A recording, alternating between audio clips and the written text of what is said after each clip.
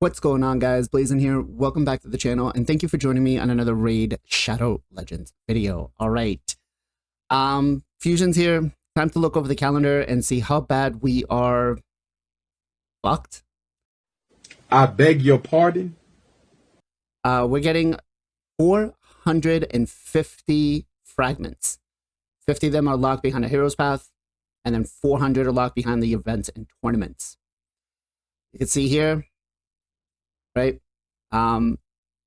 It looks bad, guys. It looks bad. They realized that they put out a very strong fusion for arena and some of the other dungeons. I mean, this guy's going to be able to solo almost any dungeon wave out there by himself with like 250 speed. And yeah, this is not going to be good. So we have zero room for error. Plarium, why? Do I really look like a guy with a plan? Why is this being done? Like, come on, right? Give us, would it hurt you? Honestly, would it hurt you to just give the player base a break? It's 5 years. You gave us some really good rewards, right? For the free gift, but this is even worse. Now, you know, before we get into that, I do expect that these points are going to be heavily inflated, guys. And I'm really not happy about this hero's path right here, where it's going to be summoning from shards and soul stones. This is bad, okay? We just had a 2x on all of our soul stones, and I did tell everybody, try not to pull the big boys, because I do expect this to happen, right? They did, we got a little bit of a hint that this was going to happen. So be prepared for this. Don't spend anything else anymore if you don't have stones. I do also expect that we're going to be getting something with this Heroes Path event. They're not just going to say, hey guys, we're only putting the 50 fragments here and you don't have to summon anything, right? But there's no reason. Of course, we're going to get a 5-star soul for the fusion or something bigger, but have to wait and see what they do.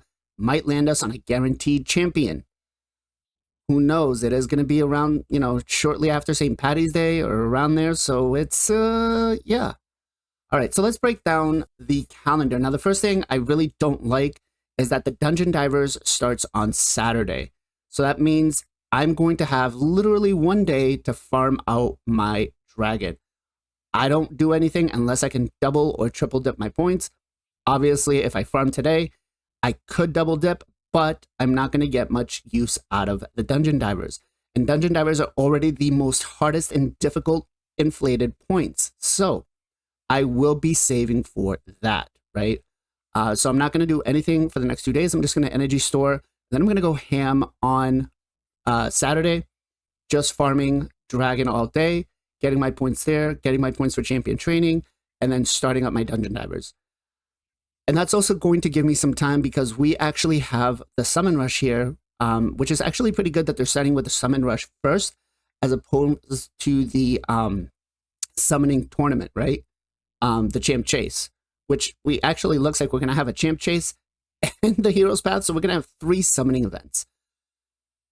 Whew. You know, if you're going to, honestly, guys, I'd be really scared to tell you, skip any sort of event and go for the hero's path, because I could see that this is going to be gated behind some big numbers on shards. That said, though, I do want to say that this weekend we just got confirmation that they're going to be doing some events. So I'm going to have to, this calendar, my video is going to come out a little bit later than everybody else's. But what did they say here? We're going to be getting a progressive chance for this weekend, right, to summon Duchess, Pythion, Mighty Uko, Elva, White Queen, and Cora. So the fusion that we just did, Arbiter. I think this is the first time they've ever done Arbiter. Bellatar, Raka, and Raglan. Ooh, Raglan is actually one of the ones that I want from my voids. But, so we're going to get the progressive chance 15x on Friday, right? And then the epics that they're going to be doing is Ugo, Rector Draft, Golgorab, Godseeker, Neri, and Ursula the Mourner. Now, on top of that, right, on Friday, they're going to be doing an extra legendary event if you get one from Ancient Shards. So they're really going to be pushing the summoning rush. And then for Sacreds, they're going to be doing it on Saturday for an extra legendary event. How much you want to bet Plarium does a pull one, get one in 2 days? Pogo. If you get one from Ancient Shards, so they're really going to be pushing the Summoning Rush. And then for Sacreds, they're going to be doing it on Saturday for an extra legendary event, right? So basically pull one, get one this weekend. It's going to be, it sounds like it's going to be a good one. I'd take a look at your, your mercy counter if you've been using it on RSL Helper and figure out which one you should be doing and try to go about it that way. I am, again, a little worried about the points. I'm planning on about 4,000. And that, I know that seems a lot, but I think, best case scenario, it's 3. Worst case scenario, it's 4. So I could see them really trying to hype that up. Like it does feel like the third quarter is, or the first quarter was really bad. And so they're just trying to summon out the events and trying to cash grab what they can. Anyways, moving on to that, we've got the first Dungeon Divers that is actually going to coincide with Dragon and Ice Golem. Again, we're only going to have the 1 day here, so we'll be able to farm Ice Golem for the rest of the Dungeon Diver points and still gain some champion training points. So I'm okay with that part right there. We're utilizing a little bit more, right? Moving on to that, we've got the Fire Night that's going to be starting on Thursday, next Thursday, right after CVC. I'm a betting man, or not too much, but I'm willing to bet that this is going to be a personal reward CVC. So we just came off the back of one. I do feel like we'll probably have another one here, right? They're going to try to drain our resources. So clan leaders, take a look into this and just, the fusion is strong. So just a word of caution.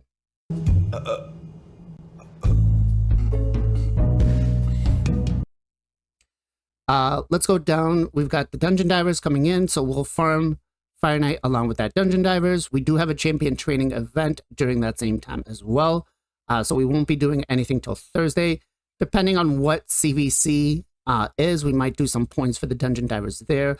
Usually during CVC, I tend to farm, what's it called? Sand Devils, right? Because I need the oils and stuff. So the Champion Chase Tournament, they might split the fragments 10 or 15, right? Give us those 2 points, which probably they'll do the same thing with the Summoning Rush here.